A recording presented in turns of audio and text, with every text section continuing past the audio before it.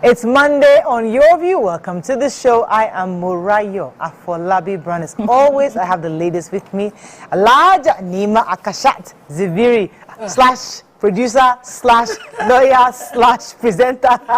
Yes. How you doing? I'm fine. It was the TVC Ramadan lecture. Yes, I heard so. How was it? It was a major one. Very big success. The Grand Mufti of the Congress of Muslim Organizations was here. And we call him Sheikh Shafi. And his lecture was detailed on, if you don't do what Allah has enjoined you to do, don't expect miracles. You should live by standards to expect better. He was addressing insecurity and the economic hardship, addressing it along Muslim lines. And then we had the second guest, Onile Sharia, trying to remember. He talked on the alternative of Islamic banking, very detailed. I enjoyed that. I took notes, like saying go school. The chairman of the occasion is the rector, Ilaro Polytechnic, and he too addressed it along the line of Islamic options. I just like the reminder that, sometimes we can start to do things because, we get more exposure, we start to take other options, and then we expect the results that, Allah has promised.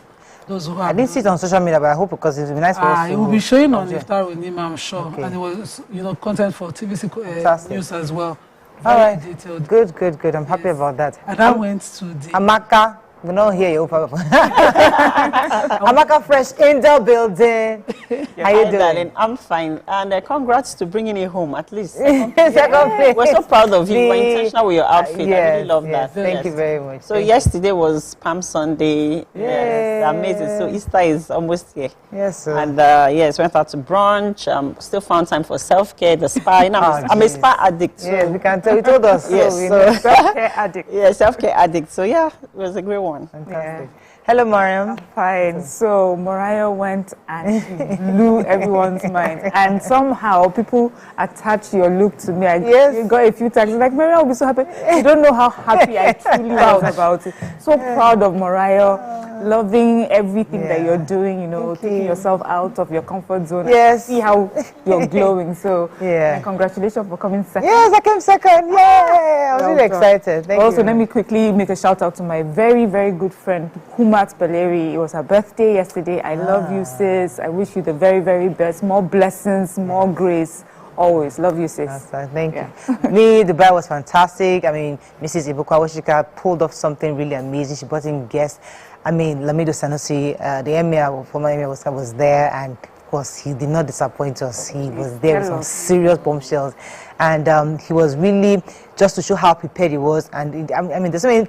Don't worry, we'll have a small session where I will download some of these things. But we heard from Rwanda, the decisions they made to bring the nation together. We heard from Nokia, the whole story about Nokia, what happened, why they didn't innovate. And he told us the reasons why they took the decision they took. He said something that was really interesting. He said that they did the research that said that about 95% of people would rather be on the keyboard than on the touch screen. And only 5% said they would be interested in the touch screen. That's why they didn't even bother to go into touchscreen. But Apple took a chance on that 5%. And nobody knew it was going to blow up and become a major sensation that everybody. So sometimes as presenters, we have been doing certain things, but we need to disrupt that at some point and do things and just take a chance on a new thing, which I think is something that like your story. Disrupted a lot of I'm telling you, without and your is going to be disrupting very soon. We're disrupting, and I'm so excited about the plans of destruction coming soon. But I'm really happy. So Nima, let me give you 1 more minute to say what you wanted to say before, because I know I have a minute. Because I had a small goof at Iftar with Nima recording. So we had gone to the Oniru of Iru Kingdom. And I addressed him as Oboniru. I was corrected him. Are you serious? Me with all my, I know it. I stuttered in my I went in and I put my leg on the stool. I did so many things wrong. Oh, wow. But I knew I was just over careful. But it turned out well. So watch out for the interview with So they corrected you? And yes, His Royal Majesty, the Oniru of Iru Kingdom. I think I have another Royal Majesty in view. Please, let's download exactly how to refer to them. We love that you're doing this show. We love how it's making you glow. We love how you are expanding your reach, meeting people, doing things. And, we just wish you the best in this. The feedback has been amazing. I'm so excited. I didn't expect it the first day. I didn't expect the reception. It was huge. And my mom was the most touched. Aww. She cried. So Fantastic, fantastic. Okay, let's go on a short break now. When we come back, we'll look at the front pages of the paper. Stay with us. We'll be right back.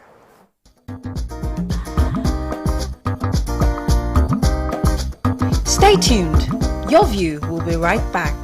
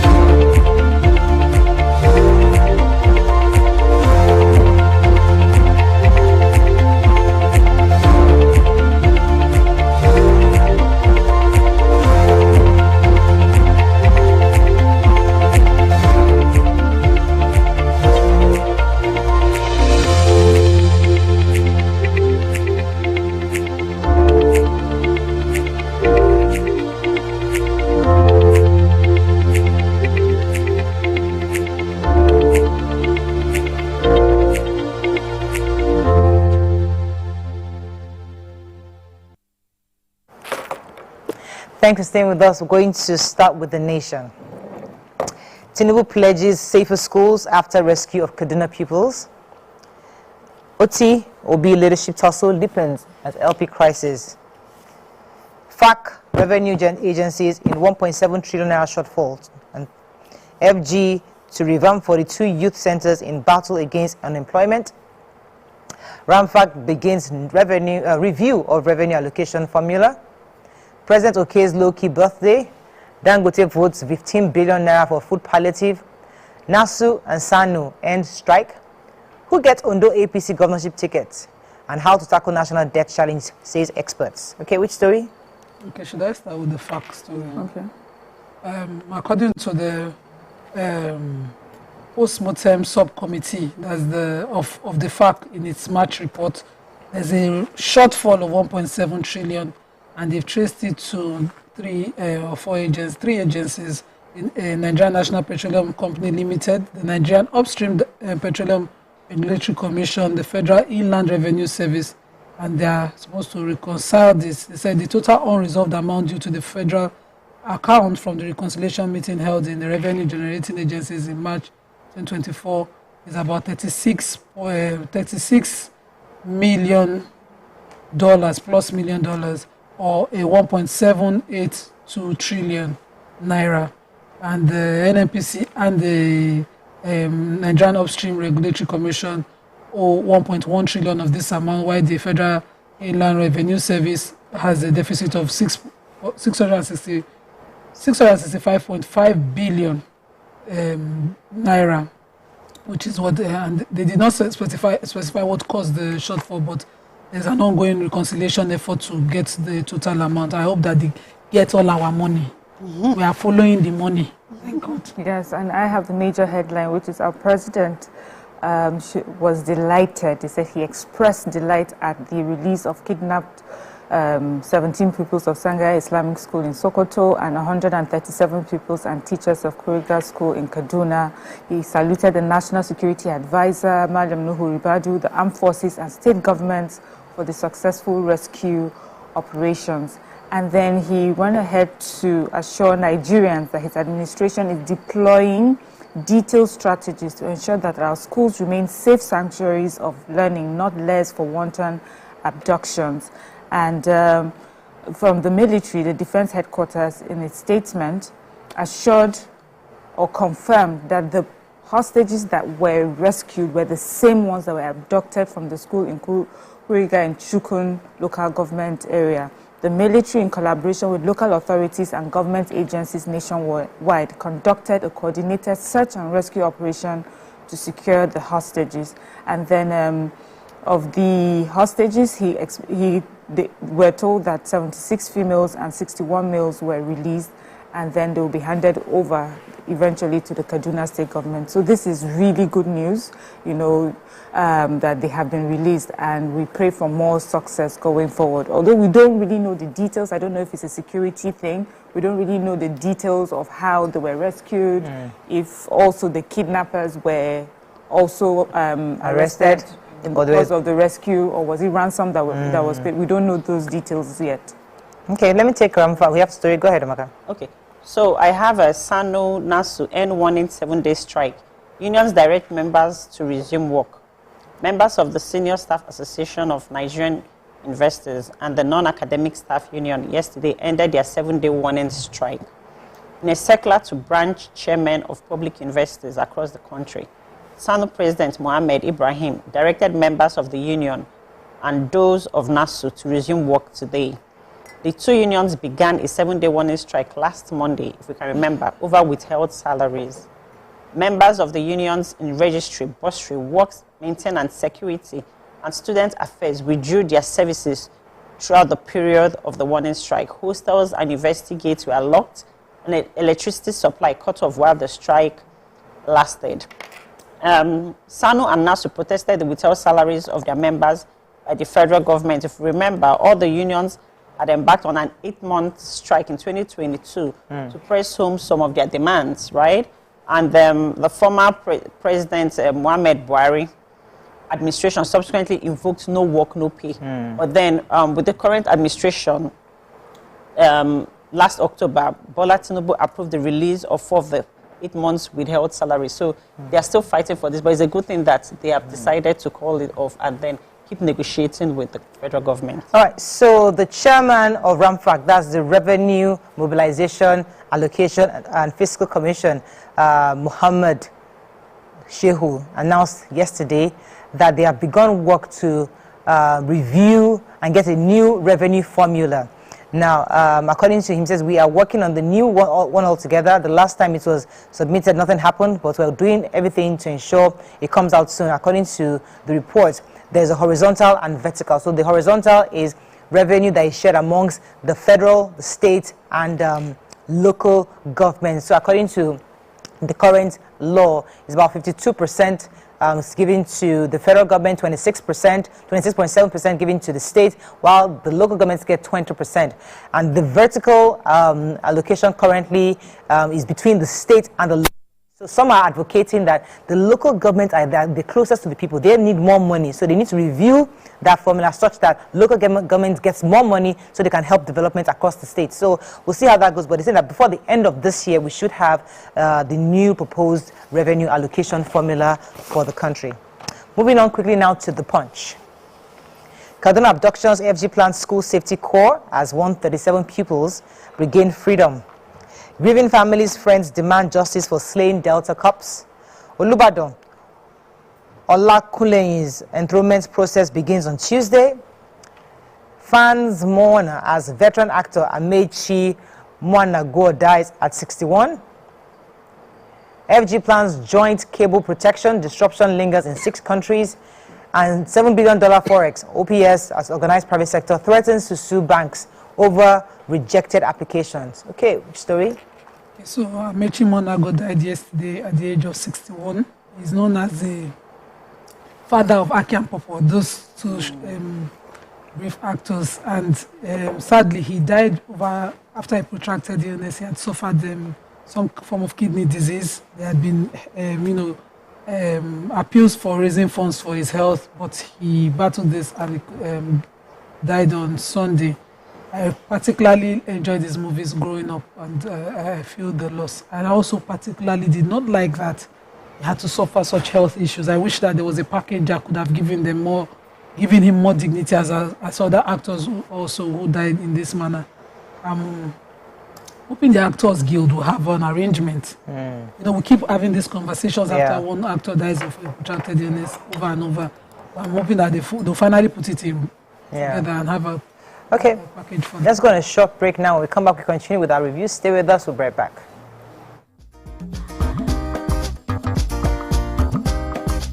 Stay tuned. Your View will be right back. Imagine.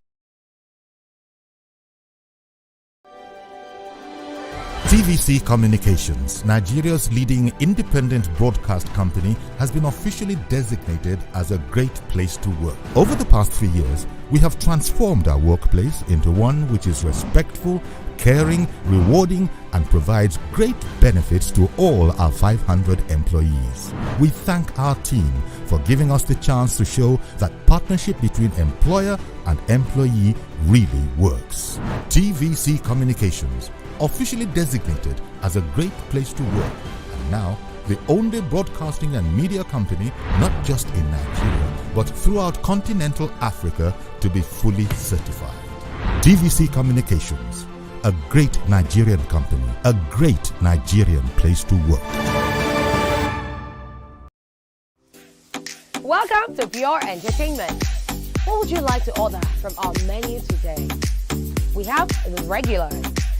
So let me go and look for my jammies. My 280 was 320. I suppose don't be one medical. At this point, I contest my jammies. I want to close the show. I can go. I can. That's all we can take. Ejeki, close the show, G for that long. Ladies and gentlemen, number one, Unavailable by Davido featuring Musa Keys. We also have today's chef special. Yo, shiny, yeah. So recap done, and it's time for number one on the countdown. One of Nigeria's hottest artists right now, his name is Rema, and this one is called Charm. Kick it. Another.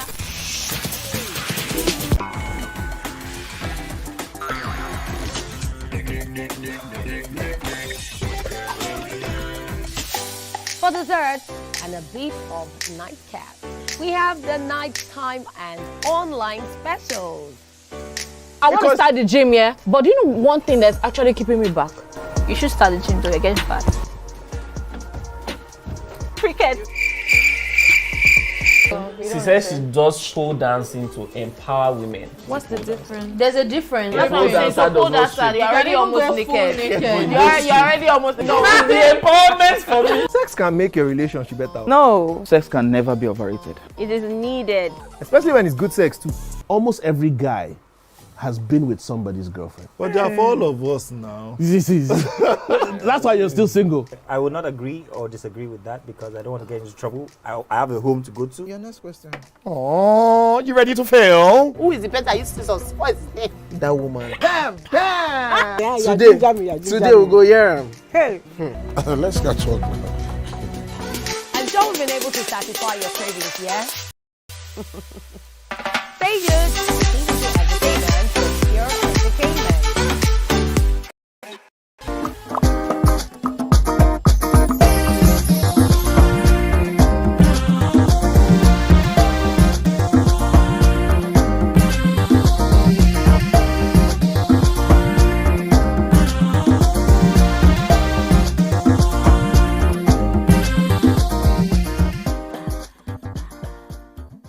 Thanks for staying with us. We're still reviewing Punch. Yes. Go ahead, Mariam. Yes, I have this story which is a bit new to me. I don't know if you've all heard about. So first, this story is that the bereaved families and friends of some of the police officers who were ambushed and killed while investigating the disappearance of 3 colleagues by unknown persons in Delta State are demanding justice for their loved ones. You know, the names of the 6 police officers, you know, have been put here, but just for time, I won't take them. And so it looks like they've gone missing while they went, you know, while they went to look for some of their colleagues. And they were ambushed and they were killed. They had 3 colleagues that had gone missing. And what we're hearing is that a lot of people are blaming the Nigerian police force because they had kept it quiet for several weeks and had not revealed to their families what had happened. A lot of this information that this reporter got is from Facebook and videos while they were laying one of them to rest, and you know, people were speaking. I don't know why it's a thing, especially with military and the police. Sometimes tend to keep this sort of information quiet? Is it for security reasons? Is it to help with the investigation? Or is it just too heavy to share? But usually by the time it comes out, it just seems insensitive, you know. But this to know that really is particularly insensitive because only out of the bodies, 6 bodies were only recovered. The other 6 bodies are missing. And it took police officers protesting, saying, look at the reception that the military got. And in the same Delta State, the military immediately, came out with it, and everybody understood. But we go all the time, we lose our officials, we lose our personnel. They never like to hear their own side of the story. That was when the first PRO was now. Because the more I read, I thought I would hear from the police. There's no report. The first public relations officer, Muyiwa, yesterday made a statement and said the Nigerian police force is profoundly saddened by the devastating loss of 6 courageous police officers in Delta State who exhibited exceptional valor, and this came after the protests. Okay. You know, usually they expected something should have come, so it came after. Yes. All right. We have a story. Yes, I do. Federal government plans joint cable protection, disruption lingers in 6 countries. The federal government has issued a call for a unified effort among West African nations to protect shared telecommunications infrastructure, following a recent internet outrage that affected the region. The executive vice chairman of the NCC, Aminu Maida, made this call during the 21st West African Telecommunications Regulatory Assembly annual general meeting held in Freetown, Sierra Leone over the weekend. The EVC's message was delivered at the Watra AGM by the Deputy Director, Public Affairs of the Commission, Nena Ukoha. He stated that the recent submarine cable cuts that resulted in nationwide outages on multiple networks in 12 African countries have raised the urgent need for the sub-region to establish a mechanism to protect itself from damage to submarine infrastructure and its attendant impact on the sub-region. Right. Yes. Okay. Let me take this. Organized private sector are saying that they might be taking commercial banks to court. According to them, if you recall, the CBN had said that they had cleared all valid forex backlog. So they're saying some of them make up those whose requests over the past month haven't been cleared. And they're saying that the CBN hasn't given them a valid reason on why theirs was rejected or why theirs was not accepted or paid by the bank. So if they're not going to give them that information, they have to take the commercial banks to court to saying that it's unfair to pay some and not pay others. And CBN insists that the ones that are valid and can be verified have been cleared. Daily Sun, military opens up as rescue on the rescue of Kaduna school children. Okay, I'm opening up here. Hopefully you'll read the article. Kano will soon be freed, Ohanese assures Southeast youths. Police confirm murder of 12 personnel in Delta Bush set to honor them. Tinubu opts for austere 72nd birthday party. NDIC reports 10 high-profile banking infractions to EFCC.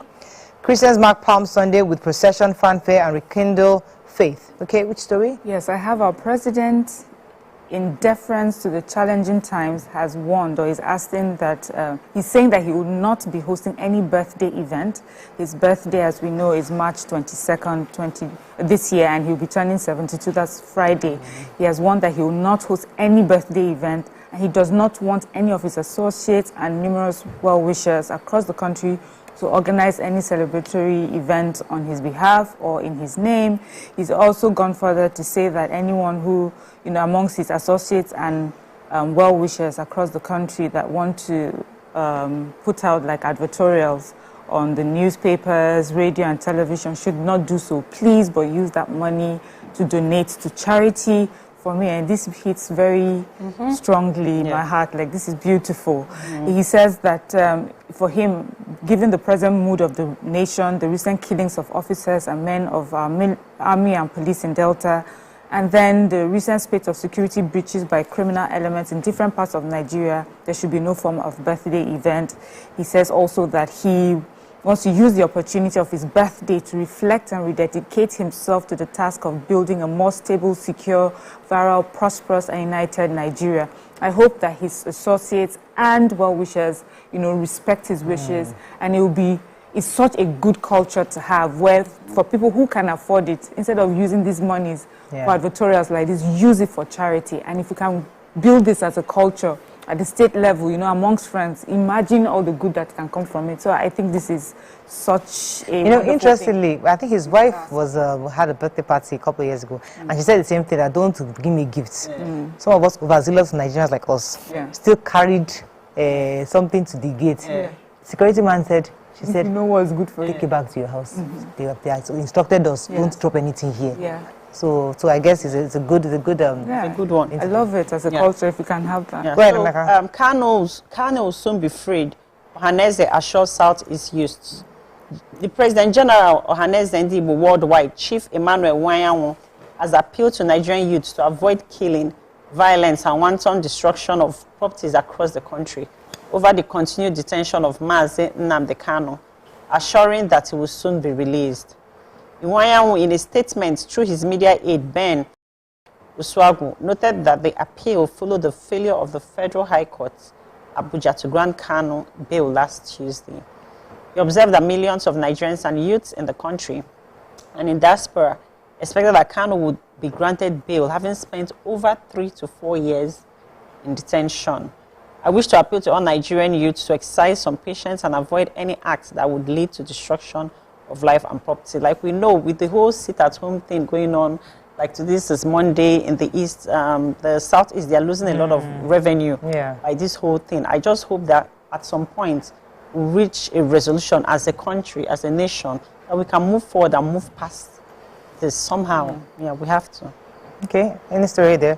I was going to take the report that said there are convincing reasons to believe that the efforts of the federal government as well as that of CBN to support the Naira appears to be yielding quite a bit of results, because Naira gained 12% week on week to close at 1,431 Naira to the dollar at the Nigerian Autonomous Foreign Exchange Market. So this is the first time in a month that the Naira would gain remarkable strength since it's exchanged above the 1,000 to the $1 at back in February 5th, 2024.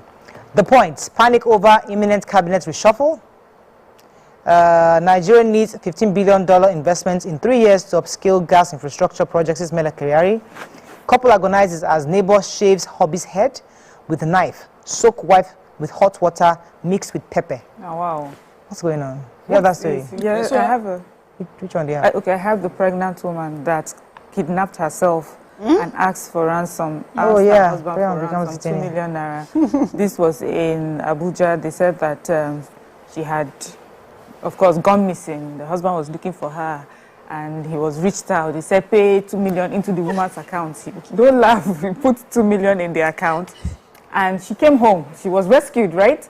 Then he, as a good citizen, he now took her to the police station to report. It was while they were there that she confessed that it was actually she and one other man on the street that decided to, work her to extort her husband. She got 1.2 million. She gave the other man 800,000. Who is this man? Hormones. Which hormones? She said pregnant. It's her hormones now. What do you want me to say? Anyway, she'll be charged to court. I don't even understand this. I don't understand. Hormones, you're right. No, please, let's not. It's the baby that wants 1.2 million. It's the baby that wants 1.2 million. Oh, yeah, let's move on. I have the pregnant women becoming detainees in health facilities over inability to pay hospital bills. So this story focused on the Delta woman Gladys Okodo Omadiagbo, the one who delivered quadruplets after 12 years of waiting, but couldn't then leave the hospital because she had a debt of 4 million on her head. It was cleared by Tompolo's company. But this story now talks about how women go, they need proper health care, but they don't have a health insurance or a health scheme. Focusing again on the health package. Dr. Ijoma Agbo with the United Nations Children's Fund was talking about how this not having a health scheme for pregnant women can hinder a lot of things, and why it's important to have it. Yeah. I'm surprised you guys didn't take this story. I'm trying to read it on this one about the couple agonizes as neighbors shave hubby's head with knife, soak wife with hot water mixed with pepper. Points every week. It says that Mr. and Mrs. Onwe they live in Ebonyi State, and their neighbor said allegedly subjected to inhumane treatments by their neighbors over minor disagreements. So the Onways were living in the overcrowded Face Me and Face You apartment that had issues with some of their neighbors, and the women there bathed her in hot water. Fighting. One which was mixed one with boil pepper. water, put pepper inside. While her husband had his head shaved with a knife, beaten to stupor. The point learned that the duo had been hospitalized over the attacks. Obioma and our next door neighbor. I'm trying to figure out what they did, but I'm sure it's somewhere It's in two the fighting. Just I'll show you pepper. And so you boil water, put pepper inside. The other will carry knife. That's I didn't even know that was a thing. Put pepper in hot water. I didn't even know that was You a boil Ah, it. you grew up in Nigeria. You now put pepper inside hot water. Yep. For what? Mothers even use it for their kids. Do what? To punish. You now pour it on your child. If somebody is fighting with you, if you enter house, Any come on. traumatized adults in Nigeria, this is the People reason. are angry. Yeah, because they pour hot water with pepper. What? I didn't even know that was a thing. Yeah. Anyway, that is all we can take on front page review this Monday. We come back, we continue with the show. Stay with us, we'll be right back. Wow.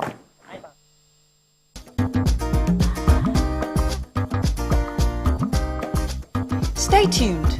Your view will be right back. Welcome to Pure Entertainment. What would you like to order from our menu today?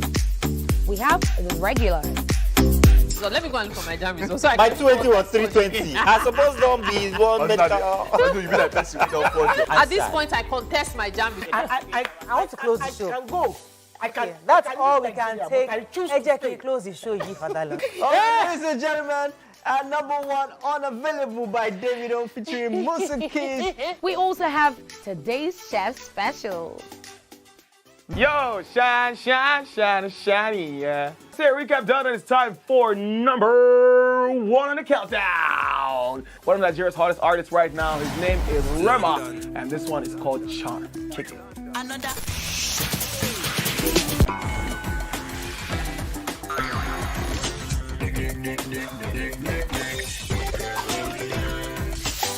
For dessert and a bit of nightcap, we have the nighttime and online specials. I want to start the gym, yeah, but do you know one thing that's actually keeping me back? You should start the gym to get fat. Cricket. She says she does pole dancing to empower women. What's the difference? There's a difference. Yeah, That's what I'm saying. So pole dancer, you're already almost naked. You're already almost naked. The empowerment for me. Sex can make your relationship better. No. Sex can never be overrated. It is needed. Especially when it's good sex too. Almost every guy has been with somebody's girlfriend. But they are for all of us now. That's why you're still single. I will not agree or disagree with that because I don't want to get into trouble. I have a home to go to. Your next question. Oh, you ready to fail? Who is the person that used to sus? What is his name? That woman. Damn! Yeah, today we'll go here. Hey. Let's catch up now. I'm sure we've been able to satisfy your cravings, yeah? Stay good. Entertainment with Pure Entertainment.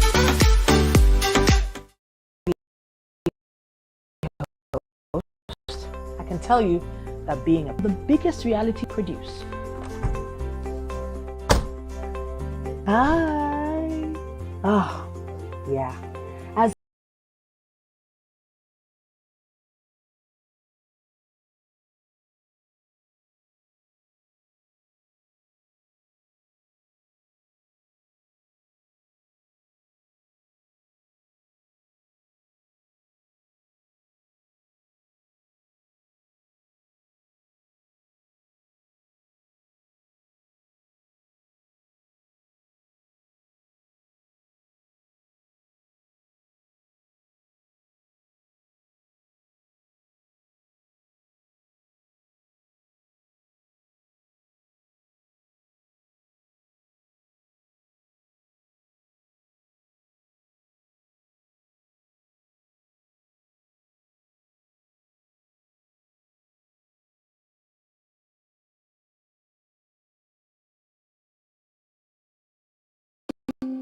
Water is essential for life, yet millions around the world still lack access to clean and safe water.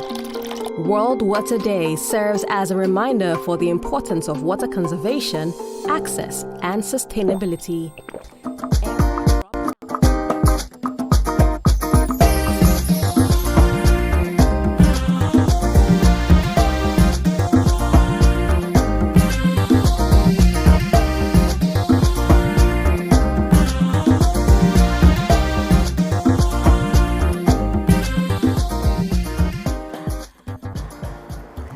Thanks for staying with us. So we found a story online about a parent who narrated that she is currently having issues with her son's school. Her son was ill for a while and wasn't attending the school for the term. The school then informed her that she needs to pay for the son's school fees for the term and even the next term for the boy to still be considered as a student of that school. According to the report also, she said that the school term fees are 700,000 naira per term. Now, what are your thoughts on this? Because many have said that it was unfair, it was unempathetic of the school to insist on payment. Others said it's their policy, you chose that school. But what are your own thoughts? Because many parents can relate to these kinds of situations where the school insists on collecting money for an appearance that the children did not meet, or the kids were not there for whatever reason, different reasons. What are your thoughts? You can call us on 081 0764 1679 09024 163440. You can also tweet to us at TVC Connect. Please hashtag YourViewTVC so we can read your tweets. Okay. Let me come to you guys here. What are your thoughts on this issue? Am I going to start? Yes, yeah. So I'm going to speak for both sides, okay, as an entrepreneur, and then also, you know, for the parents. But I want to be clear, you know, did the child attend the school term at all? Or is it that the child did not show up for that whole term? Or did the child start the school term? And then possible child started. Yeah, started, then got ill, right? And then, okay, so if the child started the school term, a contract has ensued between the school and the parents and the child, okay? And then most times people don't read the fine prints. So for the fact the child has registered, because you remember, this is the business, and for every slot, it counts to the logistics and operational cost for the school, payments of teachers running the school. So that 700K has been, you know, allocated towards something. So in this instance, but then I also believe that the school should be sympathetic towards the children. It's not just to take money.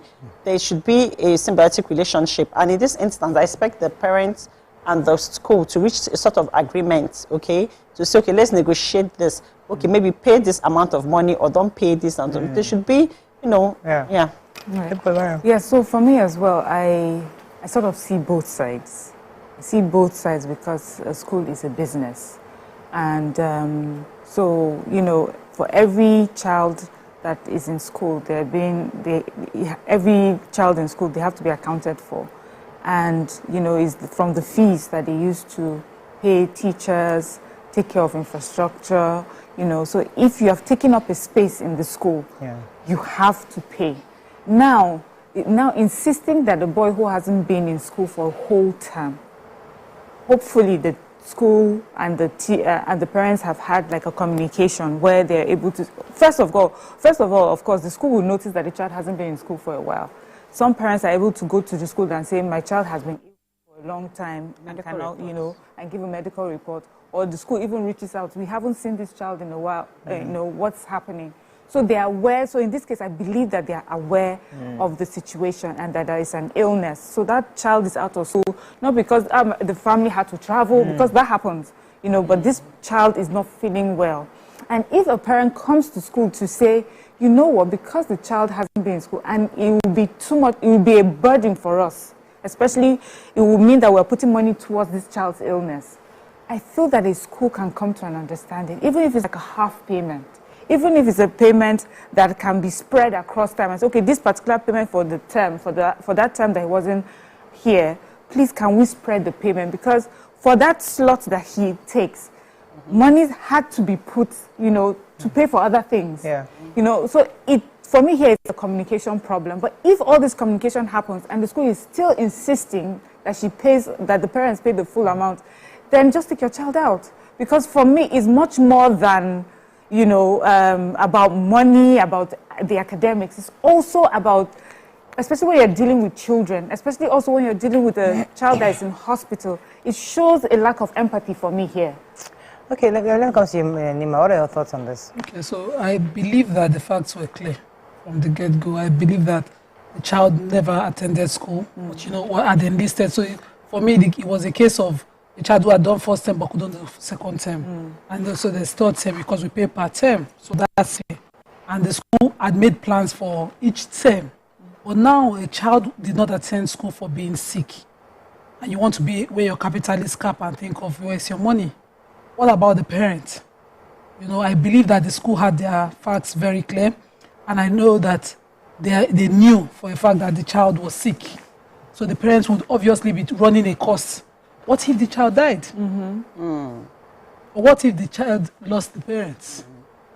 Would the capitalist cap still be fit for the school to ask for their money?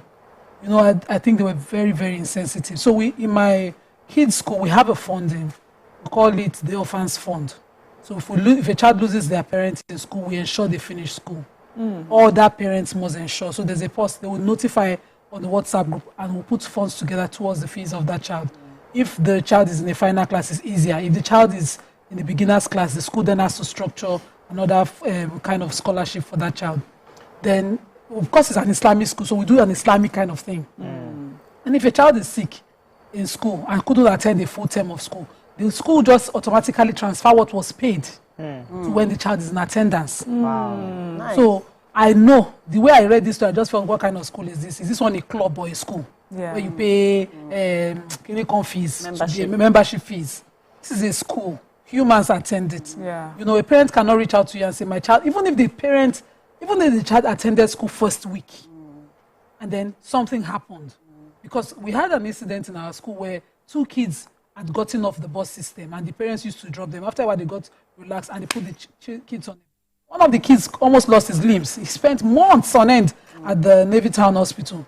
Parents, teachers, the school itself, all of us were reaching out, you know, trying to see how, because it could have been anybody's child.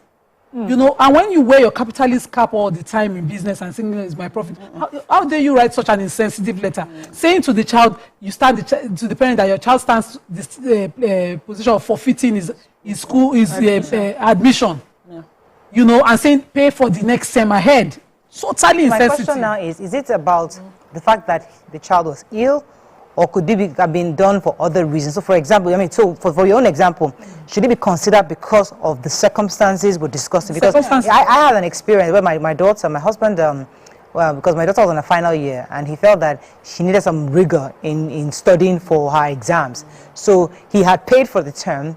Midway, he now moved her into a different structure, a different environment to go and learn mathematics and English. A crash. So a crash program. So of course, he had paid for the term. Now, his plan was, you won't do second term in your school. You do it in the same place, and then when it comes to third term, you go and do the final few weeks towards graduation. That was his plan. So he didn't want to pay for second term, but the school called him that, no, you have to pay. So you can't, yes, you removed your daughter, but that slot, you have to pay for it. If you want that girl to graduate in May, you must pay second term, even though she's absent. So he wasn't happy about that. But I was insisting that you have to. I mean, it's the right thing to do. It's not their fault that you decided to move. So my question is, it because school not attended? So you have to, because as long as it's that slot. So it's not. So in our own case, it wasn't because there was an illness involved. It was that the father removed. But you know, I'd asked, but he wasn't question there. If the child died. And so that's what we're saying is about. No, let's leave the parents down. No. There's a slot. This is a slot. There are 2 slots. This slot is permanently unavailable to fill. What would the school do? I can answer that. I think. Let me come in here. So I believe that schools also make provisions. I want to believe that every school makes provisions for scholarship programs and schemes for people that can't afford it, or for students that are doing extremely well, in order to encourage that, right? So I believe, and also the administrators or administrations of schools are able to take certain decisions. That's why you're in that position, right? So this circumstance, it's unique. So you should either fall back on the scholarship scheme for that particular child, or you can write off. Most schools also write off student loans and student debts. You can make exception. This wasn't the case of I can't afford to. This family can afford it. Just saying, I don't want to pay. You know, you asked the question if it was because of this unique circumstance, and you know, when I was talking, I said if it's not that the child, if it's not a case where a child was taken out for travel or just to go to a different structure then you know, if it's for illness, or as you said, you made mention of a few examples, or a parent dies, or someone has an accident, things like that. So those are very special and quite unique circumstances that requires empathy. Yes. Good. So as you said, you take off your capitalist cap in that regard, and discuss this as human beings.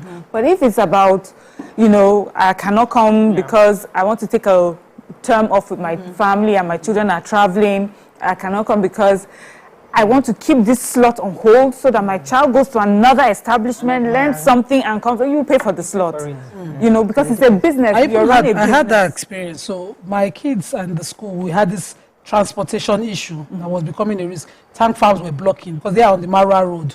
That's where the school is. And a particular time, I fought against my husband and the school to take my kids off the school. There was a new school that was just starting, and I did not even mind that it was a new school. My husband is friend to the proprietor of the old school and just did not want to leave that place because of his relationship. I took my kids off for a term, and then when they brought them back, they simply resumed into their old class because in Islam you don't pay for services not rendered. Okay. So they have their records there. They simply resumed into the old class because that's the setting, Sha. So you are not allowed to take money for what wasn't paid. So there's no keeping a slot. It's either the admission you want to forfeit or you want to redo an exam or re-entry exam for them all over, but there's no keeping a slot. It's against Islamic ethics. So they are an Islamic school is expected. Okay, so that's a different scenario. But for most schools, is a year slot. When you come in, you're coming in for the year. So you're not coming for yes, you may pay termly. After all, some people pay annually. So you're taking a slot for the year. And if you leave that place vacant, it does not mean, especially when you're coming back, it does not mean that another person can come and take that slot. Exactly. Because for some people, they have a limited number of people. Let's say a limited number of people that they can take. Let's say 10. One 9-year-old has traveled with their family or they're doing something. That slot will be held down. To keep that slot down, it's either you pay the full one, or if you can't pay, have a sort of agreement with the school and say, okay, maybe we'll pay half, or we pay it over a course of period of time. But if it's about illness and accident, something like that, there has to be a different mindset concerning regarding it. I think we've done a good job in addressing this issue because these scenarios happen. Many of us have experienced it, and we keep experiencing it, where schools are required to be empathetic in the situation. So it's now left to discretion of the school and the parent based on in which circumstance do we consider this empathy. I think that some schools may not be able to afford this scholarship that you're talking about. And we can adopt a few concessions, but to say that maybe every school will be able to give scholarships and things, it may be hard. But it's important to know that there are schools that do that. So in choosing schools, these are some of the things that you can consider. And when more schools, especially with private schools that charge quite a high amount of money, when they understand that these are some of the things that parents are also looking for, I feel that it will really affect the prices and some of the ways that our private schools so you can have a structure. Like the school apart from the proprietor's personal charities, personal sadaka, there's really no scholarship for those children. So they put it to the parents of other kids. Do you want to sponsor? Like we have the Tafiz class, is a weekend class for Quranic education, and somebody paid half of the fees for any child interested in doing for a full term. So we were going there. My daughter was at the time when we came in, and I was wondering, why is this so cheap? And they said no. It was fully funded by one parent. So you have such options. You can always push it out. If a child should lose a parent or both parents or maybe the empowered parents in their lives, the school will put it on the WhatsApp group. Apart from reaching out, we parents will be given the options of funding. So I can say that's my sadaka for this. My children's primary school had was an insurance for things like that. So you could opt for it, So from the very beginning, it's an insurance you should have, Okay, I think we can wrap up on this. So let's go on a short break now. We'll come back and move on to other topics. Stay with us. We'll be right back.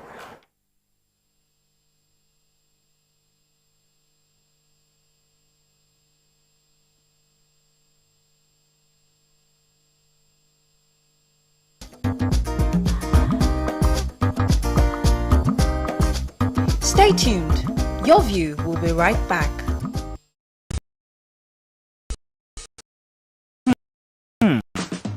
So, wondered behind the kind. Or perhaps you're one of those who wonder what men talk about when they gather. Well, here goes. Imagine what it takes to put together the perfect cocktail. Or maybe mocktail. We need a bit of sports, a sprinkling of current affairs, some very deep topical issues, and last but not the least, a healthy dose of grumbling of those we love to hate. And yes, you guessed it, women.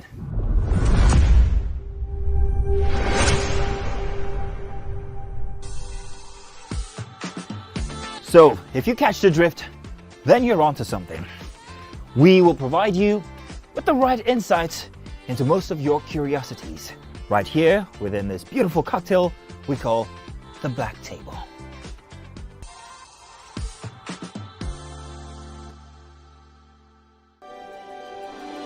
TVC Communications, Nigeria's leading independent broadcast company, has been officially designated as a great place to work. Over the past 3 years, we have transformed our workplace into one which is respectful, caring, rewarding, and provides great benefits to all our 500 employees. We thank our team for giving us the chance to show that partnership between employer and employee really works. TVC Communications, officially designated as a great place to work, and now the only broadcasting and media company not just in Nigeria but throughout continental Africa to be fully certified. TVC Communications, a great Nigerian company, a great Nigerian place to work.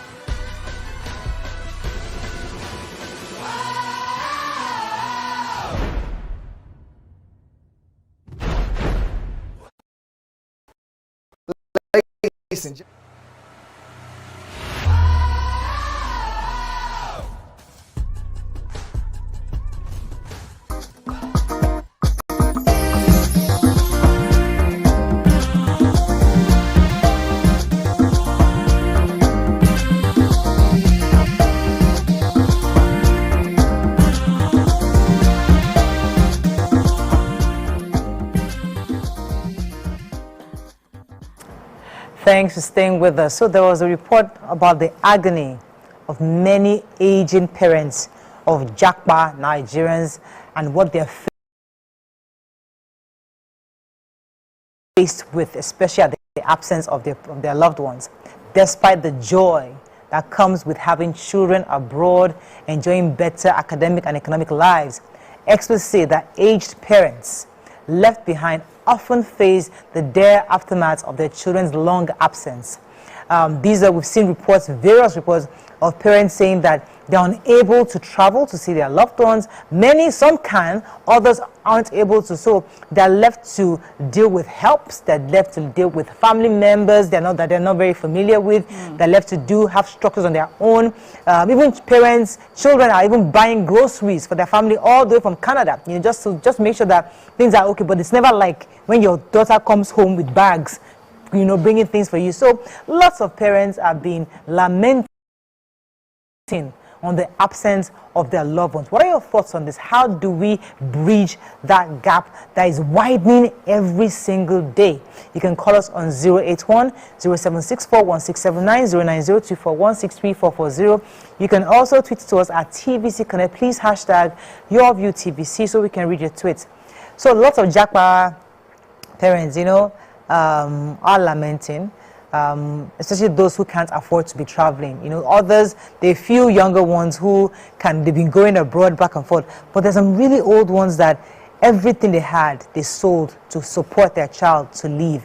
And now, as excited they are for their children, they also feel some sort of, not a bit of regret, I would say, that, okay, they're alone.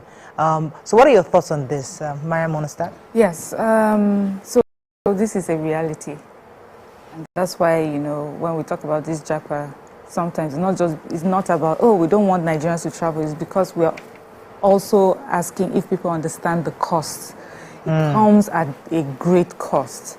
You know, we've talked about how it affects families. We've talked about how it affects marriages. You know, one thing I know is how it affects the parents that you leave behind, especially older parents. And, you know, as you said, Mariah, sometimes it's not the story of we have so much money, we can go back and forth. Sometimes, for many Nigerians, you haven't been back in Nigeria for 30 years, 25 years. That's how long they've been away from their families and their loved ones. Not because they don't want to come back, but because it costs so much to do so. Yes, they have JAPA, they're living there, and they're comfortably, you know, enough to just live comfortably where they are, but not extra to come back and forth. And as you know, with our own currency, wahala, the exchange rate and things like that, all these things, you know, affect people. And then we have older, aging parents in Nigeria. And I happen to have quite, you know, a couple that I know. And I see the reality of it, where you're surrounded by workers, you know. And, you know, sometimes when you go to visit them, you would see how a worker responds to them. The frustration, because to be an older person too is not easy. They like to talk and talk and talk about the same thing over and over again. You're surrounded by workers who are maybe much younger, who also do not have the training, because in Nigeria we don't do that. We don't surround ourselves with nurses, properly trained nurses. We just look for either relatives or someone who can help, or just, you know, any help. Who get frustrated, I'm even talking of the good ones, who get frustrated because Mama keeps calling over and over again to do the same thing. And it's just Mama's way of trying to get someone to sit with her and speak to her. But, you know, you don't gel, you don't know her, you've never really had a relationship with her. You're just here to do your work and get paid at the end of the month. So you don't even try, you know, the workers don't try to have any relationship or connection with them. And these older people are sitting in front of the TV from morning till night and back to their rooms. There's nothing that they're doing. Other people who have their families around, you can go and visit this child today, visit the other one tomorrow, go for a naming ceremony, they'll carry you like this to church, you see them now. But when you don't have your family around, they don't do that. If you have good help, they may, but sometimes you see the frustration and grudge on their faces. So this is a reality, and it's a cost that people have to put into consideration when making the decisions to travel. You know, when you were talking, I was remembering something that somebody was doing a naming ceremony, and back then, it was like, it was a thing of pride that, oh yeah, these pictures, you're doing engagement, you put the pictures of the children together, because many of them, when they travel with visiting visas, so they can't even come back yet. They are stuck. It's not like those that go to Canada that they can actually find a way after a few years, but those that go with visiting visa, they go they can't go. So they're getting married and they're doing engagement with photographs. Back then, it was like, you know, it was a thing of, okay, they're abroad. But these days, I went to one recently where both kids couldn't come back and they were doing the engagement. You could see that it wasn't enough. The parents were not really happy that they're not home. You know, so let me come to Yamaka. Your thoughts on this? So the reality, and unfortunately, the economy is hard, and people are leaving for greener pastures.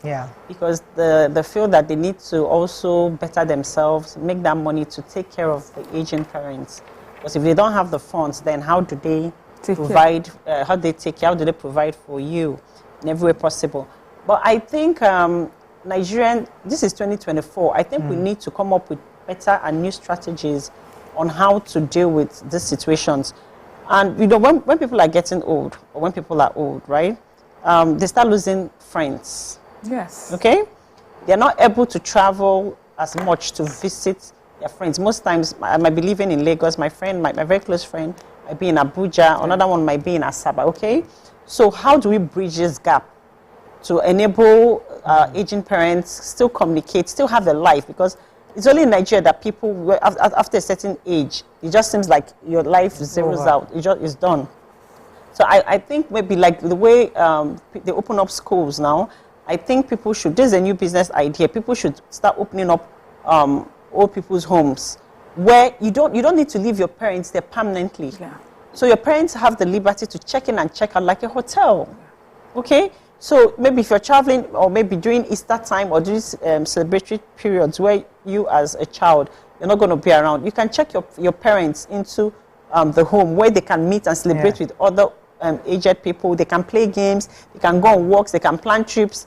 you know, it mustn't be something expensive. So they can have different categories depending on what you can afford. Okay? So I think we need to start schemes like this, because that's the only way forward. I know there's one in Lagos. I know there was a time, there was one where, I'm not sure it's Lagos, somewhere else, but you register. There was a hyper. Not that one. That one is when parents have to put that. This is like a higher level of where you can actually clock in. It's like a hospital, like a hotel. Yes. Not really a hospital, a hotel where you go, you hang out, and then there's one, but I know, but I just don't know. Meet people, exchange ideas, your life experiences. You play games, you play your fashion, you just dress up about your life, stuff like that. Share photos of your grandchildren. So not just like a hostel where you just drop old people. Yes, but where they go in there. I think that's a great idea. Yeah, it is. But let me come to you, Nima. Your thoughts on this? The loneliness for aging parents differ with how they're aging. So some people age gracefully. Like Waike is not even aging, she's growing younger. Whereas some people in her age brackets are dealing with degenerative illnesses, their bones are weaker, some are arthritis, different ailments. And so, depending on how they were in their youth and how they are now, that's how bad the loneliness might be. So and it's even worse for people who have a child or two, who's, you know, for those who have more children, you might end up with one at least. But if you have just one child who's not as committed as you'll be wishing at that point if you had many. So I have seen different. I relate more with older people. And I love the ones who can still come out and say, mommy, go for and do a few exercises. They will see me and share, you know, I've not seen this is my child though, but they see me. And so they will come and say, you two, you have been too busy, I've not seen you. But those who can't go out, when you see them inside, they will be sometimes so pained. It's so painful to see how they're dealing with it. And no amount of money the child sends can equate it at that time. Yeah. So they need the companionship. My mom particularly would just sit and she'll be on the phone on all her kids. And sometimes she says, Nima, I'll call you, and you say you call back. I said, Mommy, you were calling me, I was talking to a client. And the client did not leave. And when they leave, I had to quickly go and pick my child. Nima, I have changed. You know, it gives me guilt because I know my mom just wants to see us. So sometimes we'll gather ourselves, everybody plus what you born, carry ourselves with a crowd that we used to go and show up. So she'll count her grandchildren, bring out money she doesn't have, and share it to all of them, and then feels good.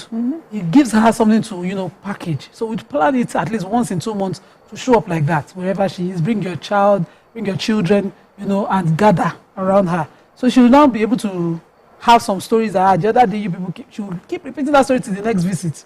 So imagine how, if I had to be in a long distance where my kids can't even come, how would it have been? My grandma is still alive. She has even locked herself into that place of once in a while phone call. Oh, I saw your message. I saw your messenger, and that's it. You know, if you call and you're able to talk to her, you see how she'll be elated. I can't imagine, you know, the way we structure old people's home here and leave them to someone and say someone is just caring for them and not being touched. You know, interesting, my mom traveled sometime many years ago, and she was in my brother's house, and his mother-in-law also, both of them were there.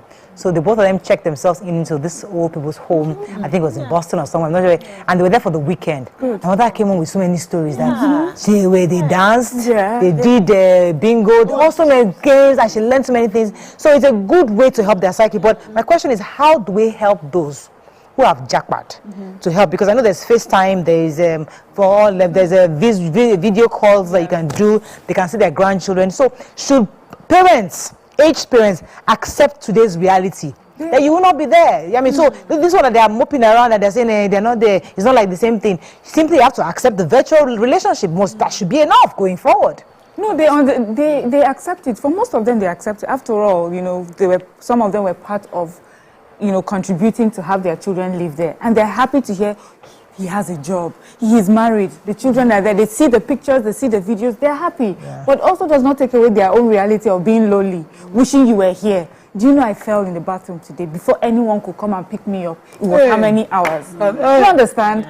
And then what also happens when you say that the older people that are you know, they are able to move around. What happens is that they now form really close relationships with those people around them. So if they have people like Nima, you almost become like their child to them. Because they see you every day, they depend on you. So you now find situations, which has happened, where someone passes and then you realize that Mama had actually handed over her chest of jewelry to the neighbor. You now come and be vexing. But towards the end of her life, that was her child. That's the person that she knew and she loved. So I love the idea also of having them go somewhere and come back. You know what is even more lonely for them? You see, Christmas is just those holiday periods. You cannot come. You just be doing video with them, but they are sitting down there with their helps who have to also go for their own Christmas or Easter. They end up doing it alone. And they end up doing it alone. So if there was a place that they could go for that Easter, Christmas, just when are we going to have the tough talk of the sacrifice, the compromise to come back? Because why can't accuse coming back? No, let me finish. Okay. It was one time my dad was still alive then, and I was like, I've not seen my parents in this whole month. He said, and you live in Lagos, you live nearby. What if you had to leave your job somewhere outside the country to come back and make sure you're with them? You know, what if you had to? I was like, if he gets to that, I might have to, you know. And recently when I went back home, I used to make it every weekend, no matter how the schedule is crazy. That weekend I want to sleep, that sleep has gone. I'll show up, just sit with my mom, even if it's for 4 hours before I leave. So how are you doing? So she wants to gist, and I heard the gist the weekend before. You hear it again. And then I sleep off. She said, I was talking to you, slept off. I said, Mommy, can I conclude that story for you? She said, you're so mischievous. And that's all they that's just what they need. And you know, I used to even not drive. So when I'm going like that, I would walk so that I can pass through the markets and buy what I think she would need. And she'll go, you bought it last week. I say, okay, I just like to buy it again. You know, she said, you are so wasteful with your money. I said, don't worry. You know, and take my kids on the road trip home and back. It was warming for me. I'm not wondering, if you're sitting abroad and you have a parent who you see how sad, see it at the end of it. They're not telling you because most times they don't want to tell you. But you know. Can anyone consider the decision of coming home for the sake of that parent? They do. Do you know they are also moving back home? Moving back home. They consider it. But remember, we're also talking of economic. You know, I just don't want to talk about this. I know someone. It's a tough decision. I know someone that came home and spent a long time. Wife was calling, what is happening? So we're not talking of very rich people that can afford to be going back and forth. So that you have come here now and you're staying at home for a long. You're not earning anything. You have reduced the amount of money that they're earning at home. You have bills to pay. You have bills to pay. Children are going to school. You don't come home to stay for this long. But you are now here with your mom and you're thinking, I can't leave her like this. You know, it's always a tough decision. But and then if I decide to come home to do what? I'm in my 50s. What do I do? Where do I start? Which job will I get? My children and wife that I use, maybe an American wife that they used to living abroad. How do I bring them here? And then, you know, it's really tough on both sides. So it's not as if you have children on the other side thinking, I don't care what's happening. You know, they too are in pain that they are unable to give their parents. Like for my mom, all my mom wants to do is cook for me because they feel that I don't eat well enough or that I'm not a foodie. Most of you might disagree, but all my mom wants to do is cook for me. And then I keep saying, you don't have to cook for me because I don't even want to eat. I don't want to eat. You understand? But that's just what she wants to do. And then another thing, I think it's also a responsibility as kids to teach to carry our parents along in terms of technology, appliances. So, like me, I'm not a very techie person, but my mom is very tech. My mom still uses her laptop, she sends her emails. When it comes to my investments, financial investments, my mom that sends me emails, this stock is closing at this and that, right? She knows how to do WhatsApp calls and stuff, so she links. But my dad is not so good at that. He still struggles with he's not techie. And then we have parents that they're doing a video call with you. You're seeing they're not seeing their face, they're seeing their head and stuff, right? So it's kind of tough. So I just think that also because everybody is busy, right? And life happens, and most people have their own children. They have things they are dealing with in their own home. So just like you set reminders for everything, like I set reminder for everything, for almost every single thing in my life. I write down, I set reminders. I'm that intentional. So even to call my parents, I set reminders if there's something. If not, so Amaka, is one thing in building relationship with your parents, which technology can help us, checking up on them. However, the issue many are having is that when they now get to that point of illness, where they need extra attention, they don't have anybody, they need somebody who is there, who's my child. So it's not as if those abroad have abandoned them. They are caring for them, paying for the help. But is that connection? They are in a position they want to be privately cared for. Yeah. There's so many things that, you know, Privately exposed, cared people will for. just be touching. Yes. You feel so exposed. My mom still goes to therapy with hijab. Yeah. Mom is physiotherapy. They want to do hand and leg. Say, no, to wear her full gown. We had to force her to buy her caps. When my mother fell ill, after the checkup, the moment that the doctor said, okay, this is the situation, we're dealing with cancer, she says, I'm going to house. She didn't want to stay in that house. She didn't want people coming to her house. What happened tomorrow? She just carried myself to my house. She would rather just stay in my house. She had no business anywhere else. And you could tell that she was grateful when I was here. Yes. So we now have to do it. She was grateful that all your brothers outside. Yes, all my brothers were living abroad. For them private, that thing is so it can be very invasive. When you now start have to bath your own parents. Yes. And then you're abroad. And then you pay for someone to do that. Yeah. Even as their child, you can see a certain form of, they are not quite happy. My sister did that for my grandma. After a while, sometimes she felt ill, she had to clean her, and they had lots of jokes. And because it's her granddaughter, they could joke. My friend just did it with her mom who passed, and was quite private, quite invasive. Imagine for someone else. That's when we hear that after a brief illness, because they now figure out, how am I going to carry, who's going to do this? And then they are constantly sad. They'll give them their medication, they won't take it, because they are thinking there's no need for me to stay. My father there's no one here to take care of he had a surgery, and before he went in for that surgery, they had to get a specimen, and he just would not allow anybody to touch him.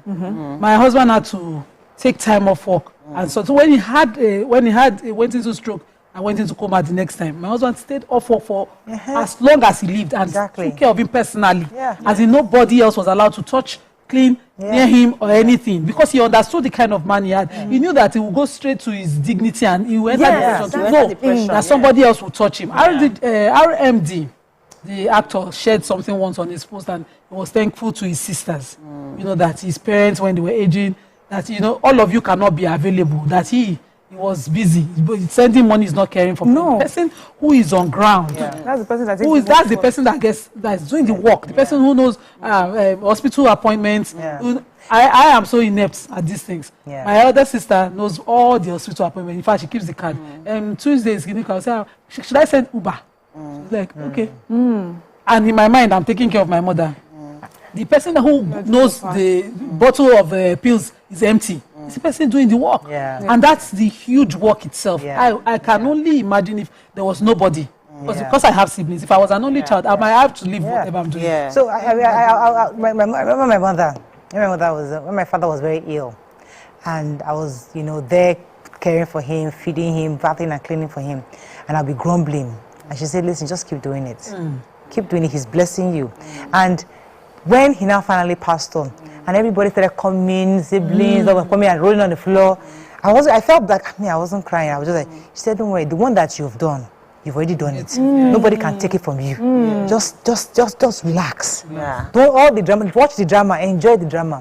But don't, because I was wondering, why are they dramatizing? I didn't see you, I didn't see anybody, all the aunties, all there, nobody was there. I mean, yes, somewhere there financially, they stopped supporting anybody. They were just rolling on the floor. So they let them roll. Enjoy the theatrics. You, the most important one, you have done, which is care for him. And that one, nobody can take that from you for life. So, and those who have traveled, it's not serious. I don't want them to feel bad. But just that somebody is always where one person should be home to care for your family. This thing that you talked about, we can't wave it aside. What works in the mind of the person who was there? So I had this relative who was very ill. I'll take time off work, do the runs, everything. And when he passed, everybody was wondering why I wasn't crying.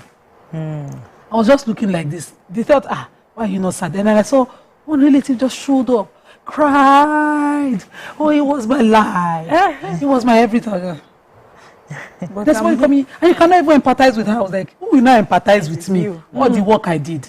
Nobody even approached the issue. I was like, He said, you can't see she's crying. She's falling over. Like, if you fall finish, she stands straight. And she move on because she moved on. Because when you are not even too far and you hear your relative is ill, the thought at the back of your mind should be, it could be death. Yes. That's the first thing that should come to your mind. I'm grateful for the last moments of my dad. So COVID had happened, we had all been locked up in the house. But this man had been talking since February that year that I'm not feeling fine. And this is a strong person. I'm not feeling fine. I kept saying, I'll come. I'll visit hurriedly. I'll go. I'll visit hurriedly. I'll go. Then after COVID, you are okay. It's past your. I said, I'm still busy. And then there's lockdown. We cannot move. I thank God that I had that dream. Yeah. And I had to go home. And that 4 or 5 days I spent, imagine the guilt. It would have finished me. Yeah. Let me go on a short break. When we come back, we'll open our phone lines. Hopefully we can get a few calls. Stay with us. We'll be right back.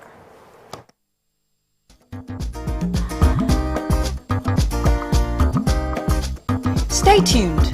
Your View will be right back.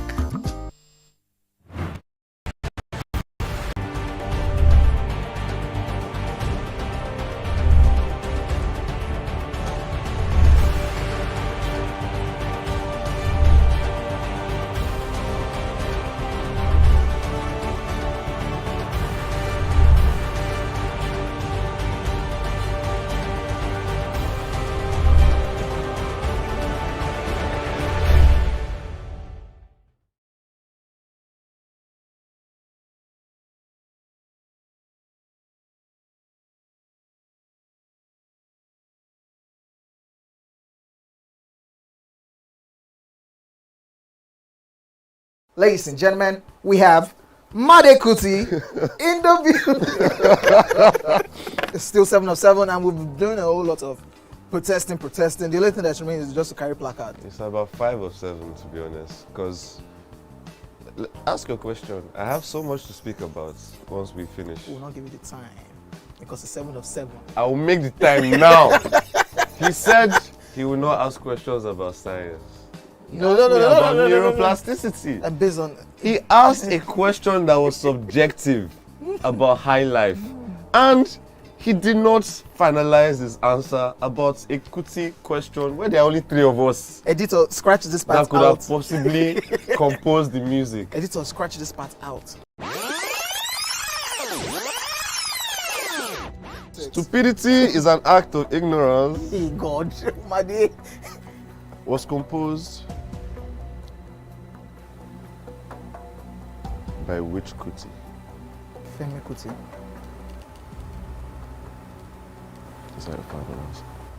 God, I'm Shion Kuti. No, wait, Femi Kuti. You said Femi Kuti. Wait. You can't be allowed. No, you've not asked me anything. Everyone. You've not asked me anything. So my final answer. No.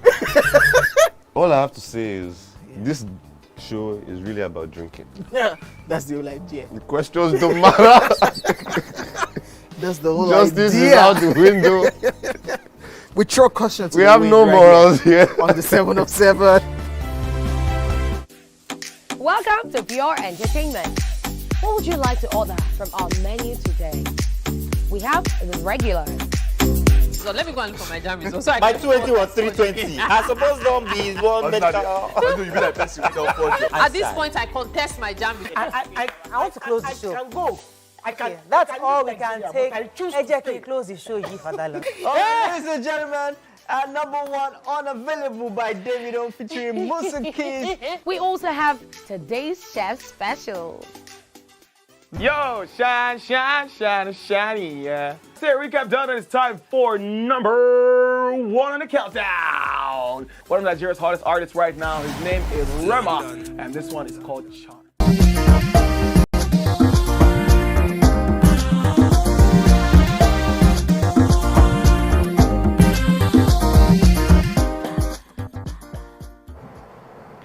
Thanks for staying with us. I'm told we have a caller. Good morning, you're live. Hello, good morning. Good morning. Go ahead, please. Yes, thank you for this topic. This topic is actually a very good topic. Yes, my name is Taiwo. Yeah. Thank you.